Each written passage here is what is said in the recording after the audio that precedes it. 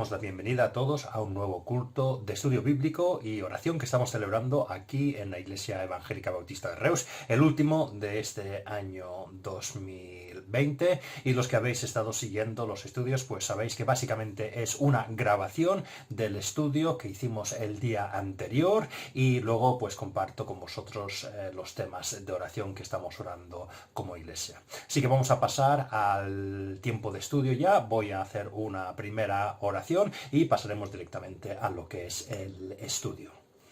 Gracias, Padre, por esta nueva oportunidad de reunirnos de esta forma virtual para estudiar tu palabra.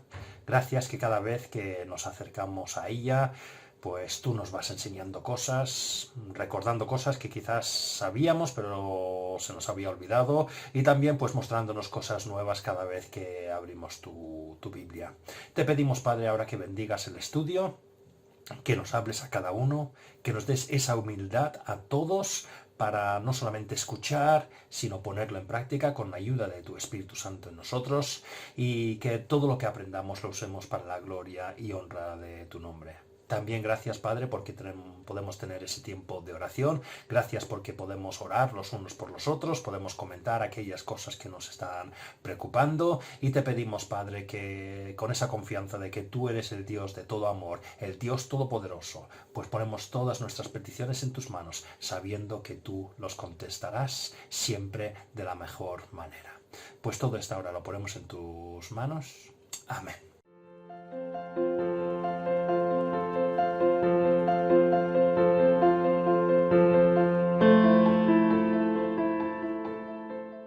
Pues vamos a continuar con el estudio que tenemos de Primera de Corintios capítulo 10.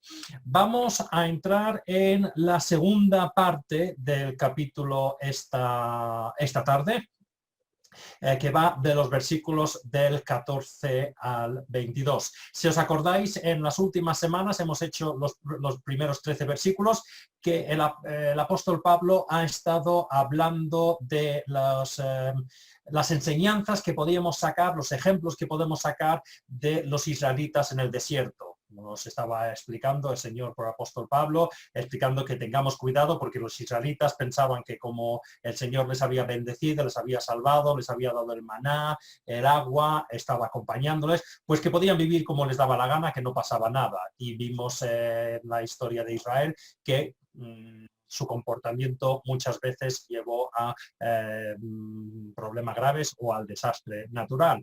Y nacional, perdón.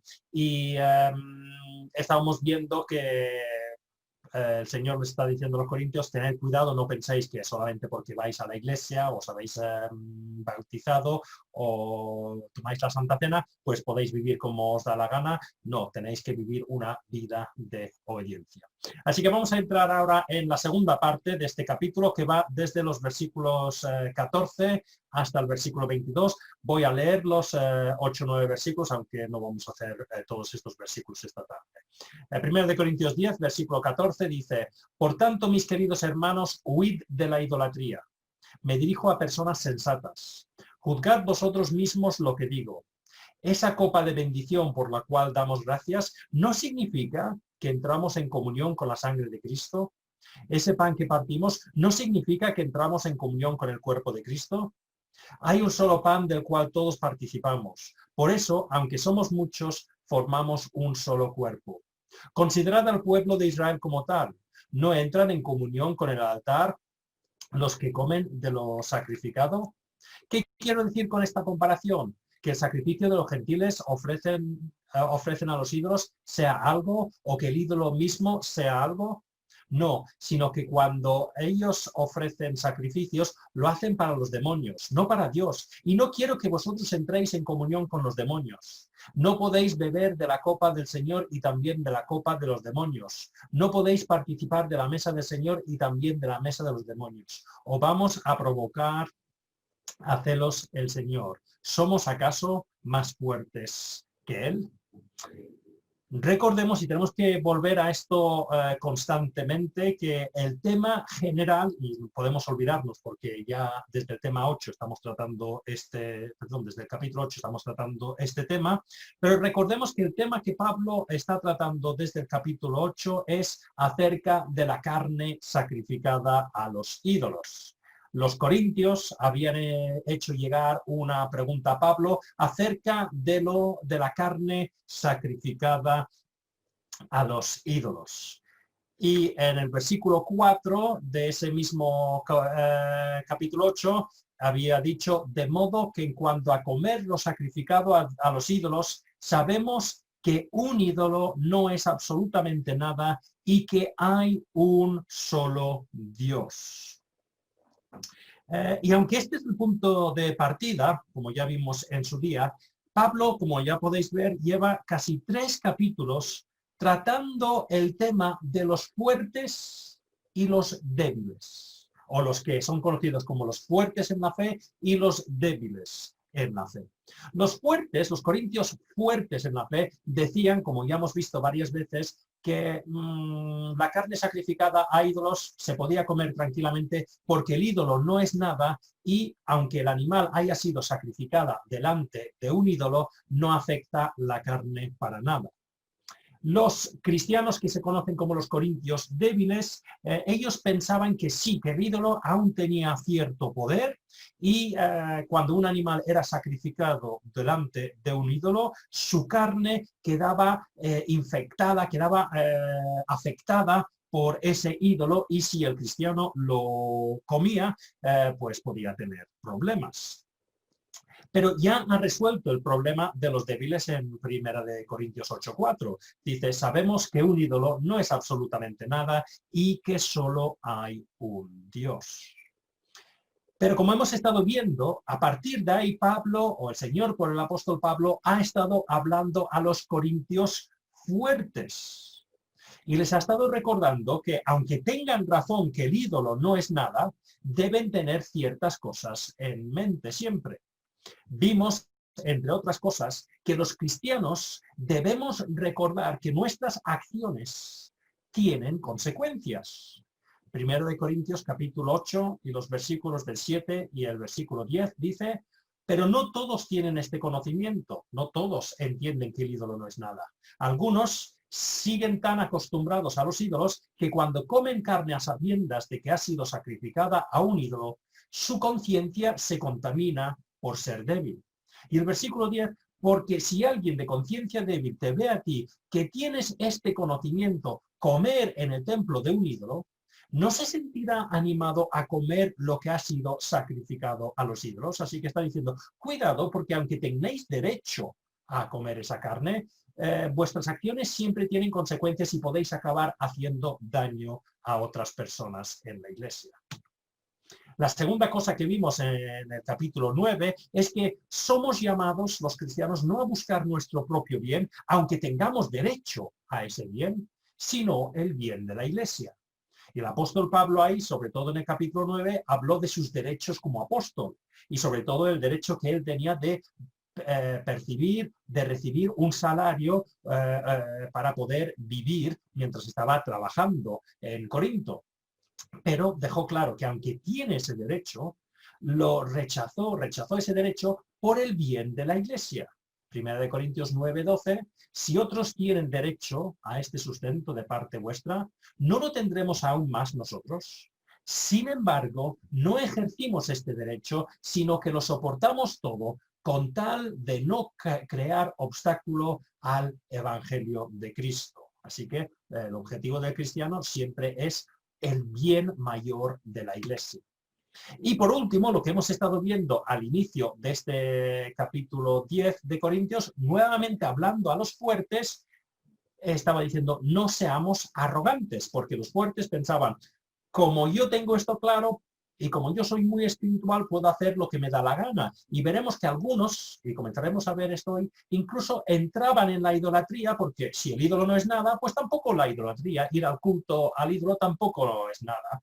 Y por eso el Señor, por el apóstol Pablo, vimos esto la semana pasada, por lo tanto, si alguien piensa que está firme, tenga cuidado que no caiga, o cuidado de no caer, de la versión que tengo yo. Ahora, a partir del versículo 14 hasta el final del capítulo 10, Pablo va a concluir el tema de la carne sacrificada a los ídolos. Ya estamos entrando en la recta final de este tema. Después de, podemos decir, una larga excursión por diferentes temas que surgen de la pregunta que hicieron los corintios, a partir del versículo 14, Pablo ya vuelve principalmente al tema de la carne sacrificada a los ídolos y la idolatría. En los versículos del 14 al 22 va a hablar de la idolatría. Como he dicho, algunos corintios fuertes pensaban que como el ídolo no era nada y ellos estaban bautizados y tomaban la Santa Cena, no solamente podían comer la carne sacrificada a los ídolos, sino incluso podían participar en los cultos a esos ídolos.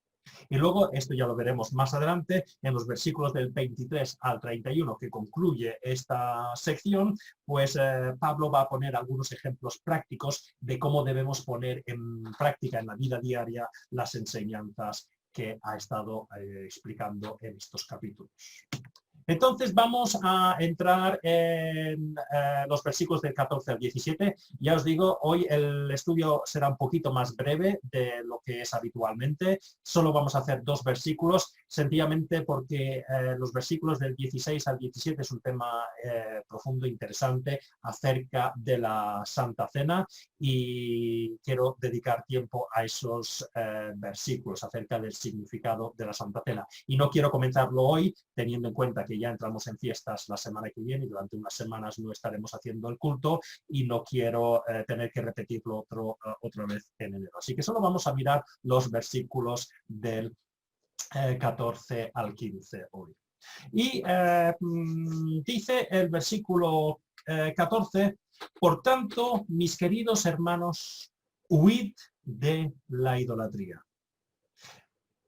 Y Pablo comienza esta advertencia de huir de la idolatría con la expresión mis queridos hermanos. Y esto nos recuerda que a pesar de los problemas que había en Corinto, y hemos visto que había bastantes problemas en esta iglesia, y también hemos visto que es posible que dentro de la iglesia, como en todas las iglesias, pudiesen haber personas que, diciéndose cristianos, no habían entendido el evangelio y no eran cristianos. Pero aún así, Pablo sabe que muchos hay, la mayoría, sí que son cristianos y los llama sus hermanos. Y no solamente los llama sus hermanos, sino sus queridos hermanos. Y esto nos recuerda a algo que vimos también en 1 Corintios 4 y el versículo 14, que Pablo usa una expresión similar, aunque habla de hijos en vez de hermanos. Dice 1 Corintios 4, 14, no os escribo esto para avergonzaros, sino para amonestaros como a hijos míos amados. Y vemos aquí, y este ejemplo lo he puesto ya varias veces, pero Pablo es un ejemplo. Es un ejemplo para mí como pastor. Debería ser un ejemplo para cualquier persona que tenga un cargo de responsabilidad en la iglesia, y también debe ser un ejemplo para todos los cristianos. Somos muy dados a mirar los fallos de nuestros hermanos y ver a nuestros hermanos, por desgracia, muchas veces como problemas. Y Pablo, aunque no ignora esos problemas, dice que son sus hermanos y son sus queridos hermanos. Pablo es un ejemplo para mí porque no solamente él ama a sus hermanos, y eso no significa que no les dice la verdad. Eso no significa que no resalta cosas que no pueden seguir haciendo, cosas que el Señor quiere que cambien. Pero lo hace desde el amor, con un deseo profundo de que los corintios dejen atrás esos problemas, que vayan creciendo, que vayan conociendo mejor a Dios y dejen atrás esos problemas que hemos visto de discordias que hay, pecados que hay en la iglesia, otros problemas que hay en la iglesia.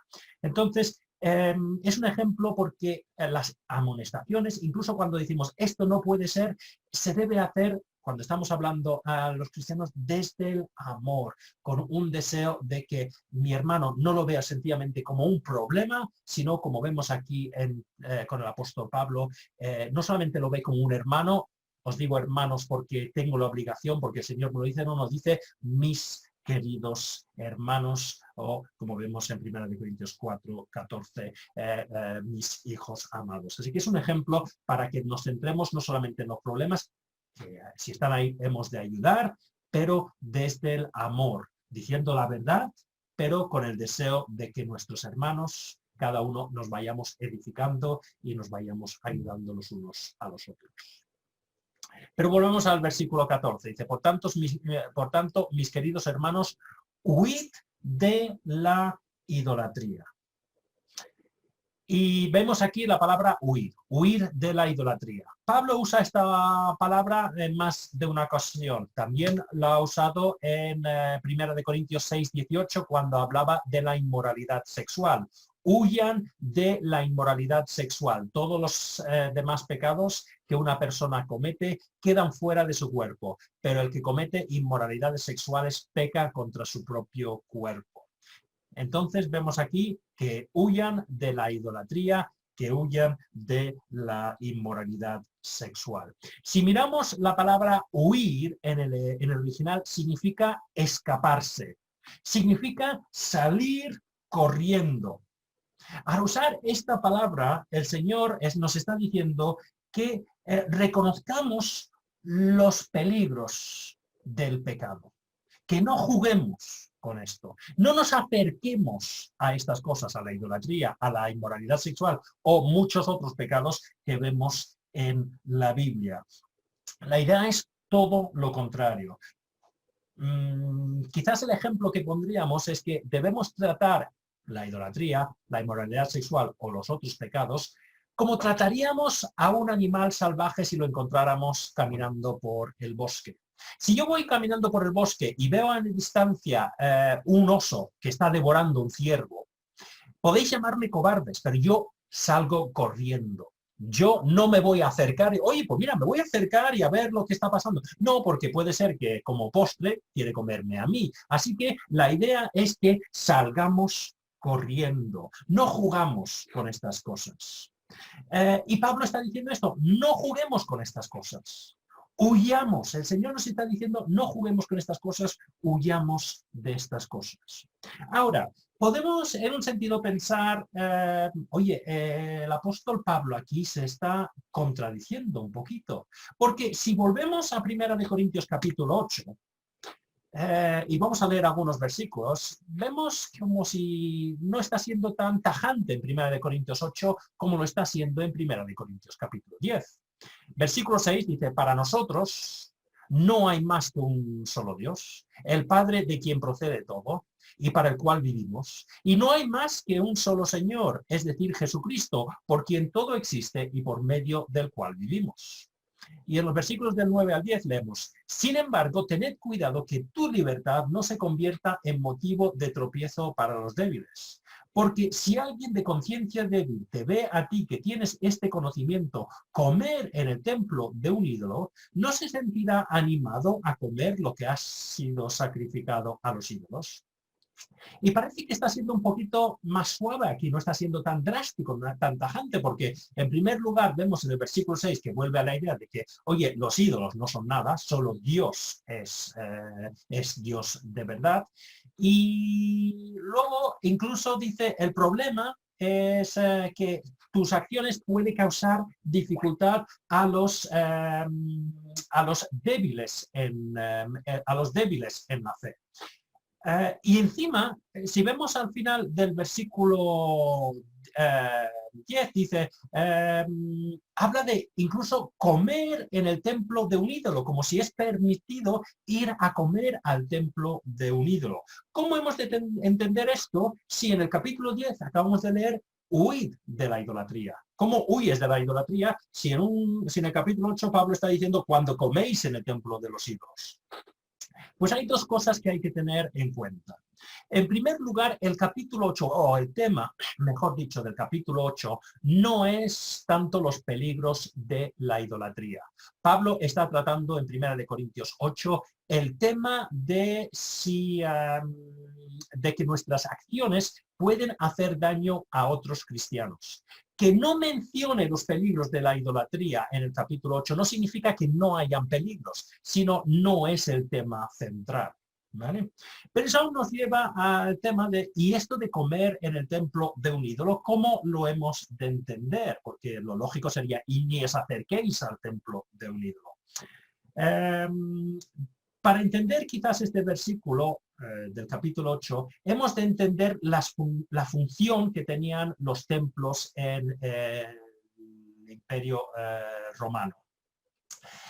No solamente, claro, nosotros pensamos que los templos es como una iglesia, pues nosotros vamos a la iglesia para hacer un culto, alabar a Dios, dar gloria a Dios. Entonces, si una persona va a un templo de un ídolo, nosotros entendemos que van a adorar a ese ídolo y dar honor a ese ídolo. Pero los estudios arqueológicos han demostrado que en los templos antiguos, aparte del templo, muchas veces alrededor habían distintas salas donde se podía comer. Pensad que muchos animales eran sacrificados en los templos, los sacerdotes de los templos no podían comer esa carne, toda esa carne, así que se sacaban un dinero extra vendiendo esa carne, no solamente en el mercado, como hemos visto en otros capítulos, sino dentro de unos comedores que estaban cerca del templo. Entonces, tú podías ir a comer al templo sin ir a un culto. Pensad que algunas celebraciones familiares, si tú ibas a hacer, por ejemplo, el 25 aniversario de bodas, pues podías decir, oye, ¿sabes qué? Lo vamos a hacer en la sala que está al lado del templo porque es grande y caben ahí todos. Incluso las reuniones de negocios muchas veces se hacían en estas salas. Para que lo entendamos, cuando Pablo, muchos comentaristas entienden, cuando Pablo habla aquí de comer en un templo de un ídolo, es como un restaurante hoy en día. Esas salas al lado del templo hacían las funciones de un restaurante que entenderíamos hoy que se hacen celebraciones familiares o reuniones de negocios. Así que es posible ir a estas salas a comer, porque hay una celebración familiar o hay una reunión de negocios, sin participar en la idolatría. Y hay muchos comentaristas que entienden que posiblemente Pablo en el capítulo 8 esté hablando de esto. Ahora, aquí está el problema del mal uso de la libertad cristiana. Porque los fuertes, los cristianos fuertes de Corinto, o los que se conocen como los cristianos fuertes, pensaban con razón, como hemos visto, que se podía comer la carne sacrificada a los ídolos. Y tenían razón, es verdad, el ídolo no tenía ningún poder para contaminar a esa carne. También pensaban que eso significaba que incluso podían ir a estos comedores alrededor del templo si alguien les invitaba y tampoco pasaba nada. Y posiblemente, dependiendo de lo que se hacía en esa comida, pues también podrían tener razón. Comer la carne en una reunión de negocios tampoco pasa nada. Pero el problema es que estos corintios fuertes eran tan arrogantes que tomaban un paso más.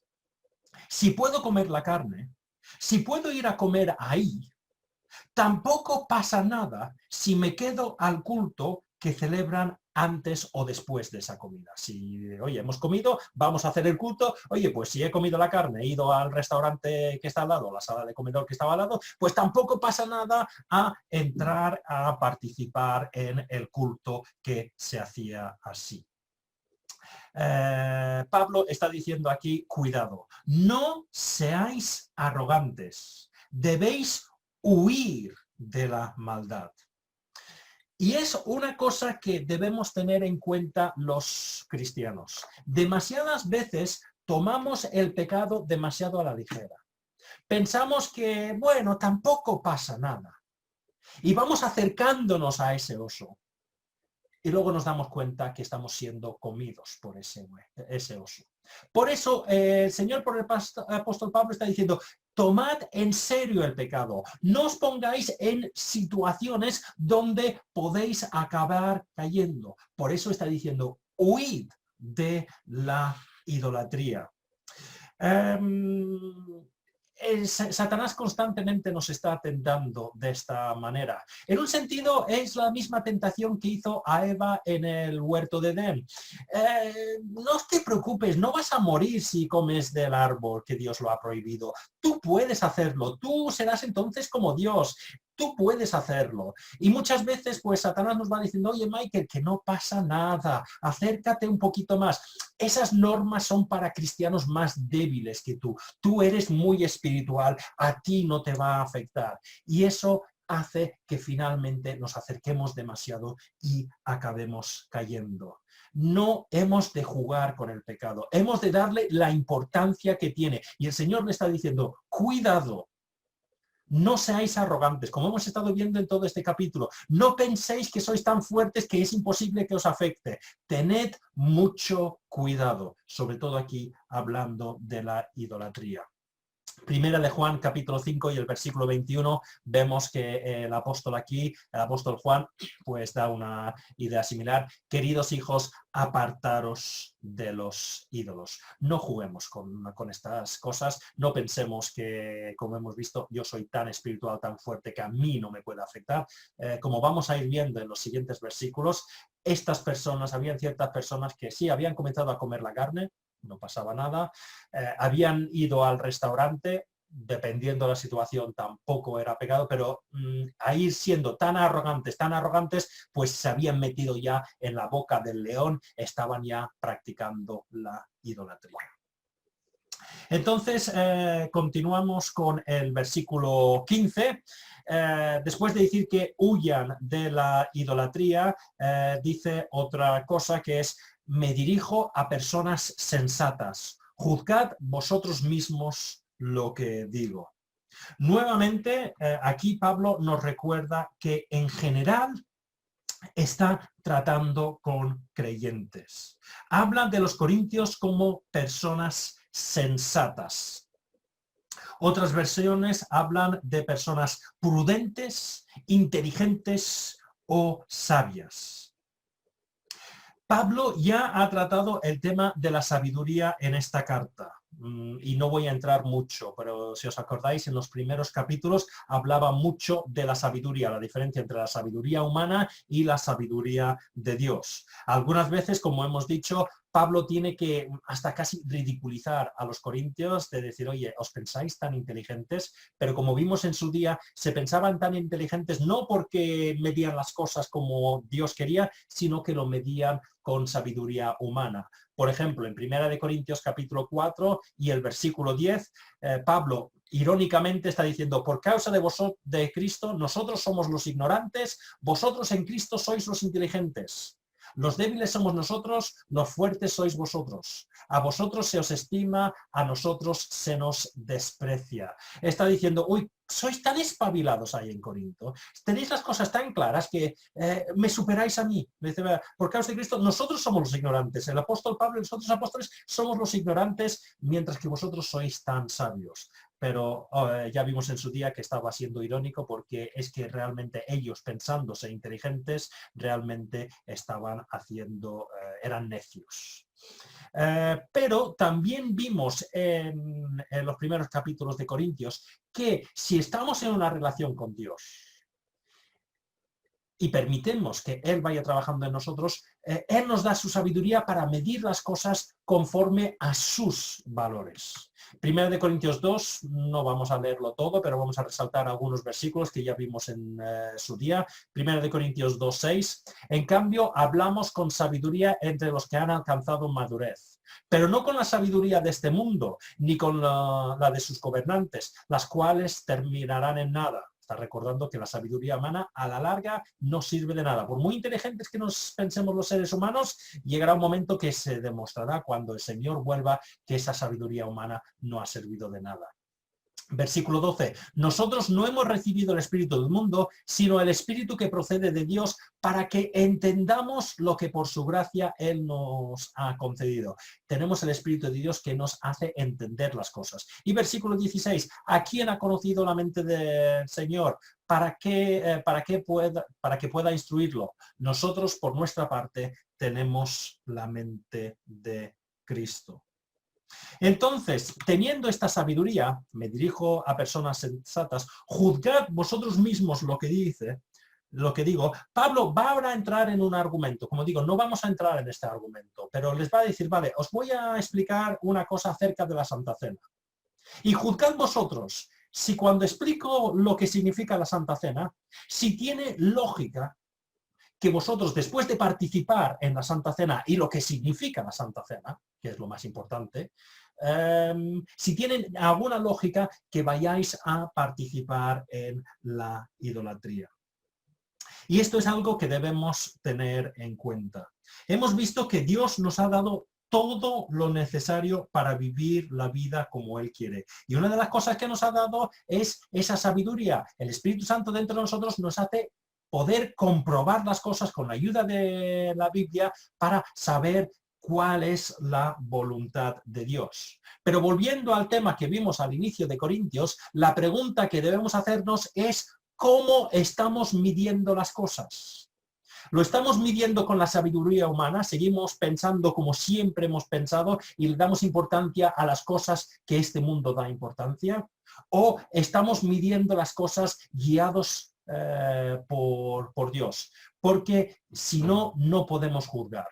Si juzgamos según la sabiduría humana, llegaremos a conclusiones incorrectas. Como digo, no voy a entrar mucho en detalle en esto porque ya lo vimos durante 2 o 3 capítulos al principio de Corintios, pero nos está volviendo a recordar la importancia de vaciarnos de nosotros mismos, porque todos tenemos inteligencia, todos tenemos sabiduría, todos pensamos que lo sabemos todo. Pero es muy importante que nos vaciemos de nosotros mismos y digamos, Señor, ayúdame a juzgar esto no según mis valores, no según los valores de mi sociedad, sino según los valores que tú has puesto en mi vida gracias al Espíritu Santo y el trabajo del Espíritu Santo. Como vimos en 1 Corintios 3, 18, cada vez que llegamos a tomar decisiones, estamos valorando si lo que estamos haciendo está bien o lo que está mal, es que nadie se engañe. Si alguno de vosotros se cree sabio según las normas de esta época, hágase ignorante para llegar así a ser sabio. No nos engañemos. Si comenzamos a pensar que yo soy sabio porque tengo una carrera de tal universidad, de tal doctorado, esas son cosas... Estas son cosas humanas que a la larga, no digo que no sea bueno hacer los estudios y prepararte para tu futuro, pero no son las cosas eternas. Rafael siempre ponía el ejemplo del hombre que sabía muchas cosas y luego cuando estaba en un barco con otro hombre que no sabía nada y estaba fardando el hombre que sabía tanto de todas las cosas que sabía y el barco se hunde. Y resulta que el hombre que no sabía nada, sabía nadar. Y el otro que sabía todo, no sabía nadar. Pues muy bien, pero en el momento de la verdad, el hombre que en principio no sabía nada, sabía lo más importante, que era nadar, para sobrevivir. Mientras que el que tenía tanta inteligencia, pues no sabía lo más importante en ese momento, que era nadar. Así que no nos engañemos, vaciémonos de nosotros mismos y, como veremos, porque estos son temas algunas veces que pueden ser un poquito complicados, porque comer la carne, ir al restaurante, eso llevará a la idolatría. Lo importante es que nos vaciemos de nosotros mismos, de nuestra sabiduría y dejemos que el Señor nos guíe y que juzguemos lo que es correcto según su sabiduría, no según nuestra sabiduría.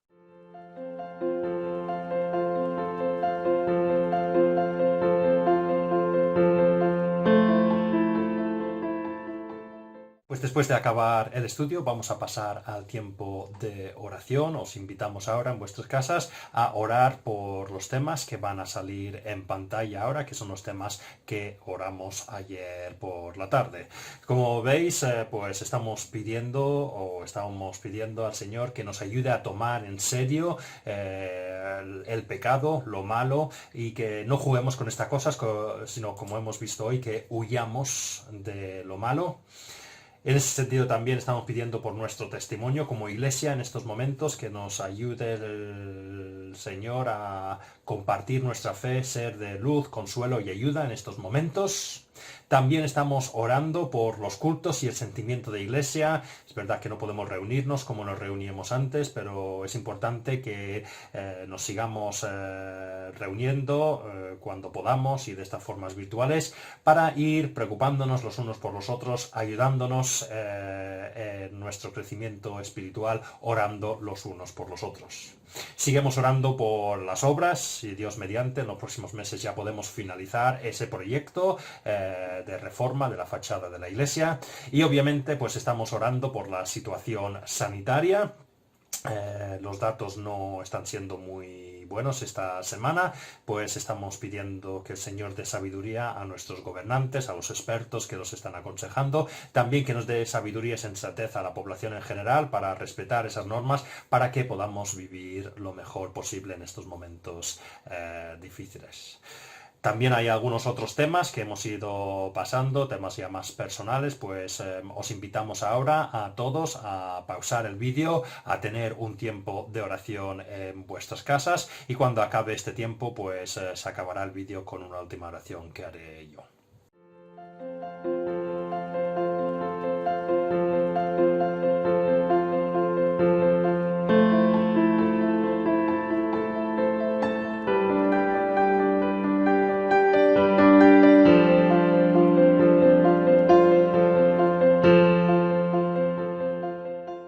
Pues voy a acabar ahora con una última oración, recordando que el domingo tenemos la reunión presencial, Dios mediante, en la iglesia a las 11:30, pero también recordando que los próximos 2 viernes son festivos, día de Navidad y día de Año Nuevo, así que no tendremos el estudio como tal esos próximos 2 viernes, y Dios mediante pues volveremos a reunirnos de esta forma virtual a partir del Año Nuevo, y os iremos informando cuando volveremos a comenzar los cultos del viernes. Pues voy a despedir con una última oración. Padre, te damos gracias por lo que hemos aprendido durante el estudio de hoy. Gracias, Padre, por tener a queridos hermanos en la iglesia, Padre, con los que podemos compartir cosas, podemos ayudarnos mutuamente, edificarnos los unos a los otros y compartir esas cosas, tanto las alegrías como las dificultades, para que den gracias y oren por nosotros. Ayúdanos, Padre, a vernos siempre como esos queridos hermanos. Perdónanos, Padre, cuando nos vemos sencillamente como problemas, como cargas, y ayúdanos a seguir el ejemplo que vemos en Pablo, vemos también en tu Hijo Jesús, de vernos los unos a los otros como esos queridos hermanos. Y también, Padre, te pedimos perdón cuando no nos tomamos en serio lo que tú llamas pecado, lo que tú dices que no debemos acercarnos. Perdónanos cuando somos arrogantes y pensamos que esas normas son para otras personas más débiles. Tú nos dices que no juguemos con estas cosas, Padre, y que huyamos de esas cosas. Así que ayúdanos a valorar las cosas con tu sabiduría, Padre, y no acercarnos a esas cosas que tú sabes que nos pueden hacer daño.